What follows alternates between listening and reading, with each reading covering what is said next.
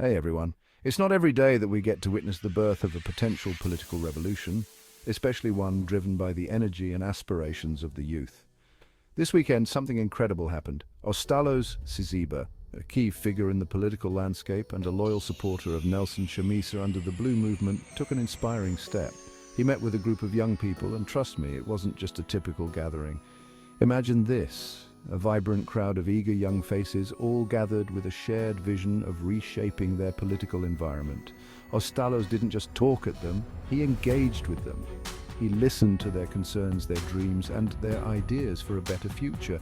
This isn't just about politics as usual, it's about empowering a new generation to take the reins and drive change. Why does this matter? Well, in a world where young voices are often sidelined, seeing someone like Auya actively working to include them in political dialogues is not just refreshing, it's essential. It's about building a future that values the insights and energies of the youth, a future where they are not just passive observers, but active participants. And let's not underestimate the power of youth. With social media, global connectivity, and an ever-growing awareness of global issues, today's young people are more equipped than ever to spearhead real change. They're not just thinking about the next election, they're thinking about the next decade, the next century. So what comes next? For those young people at the rally, this is just the beginning.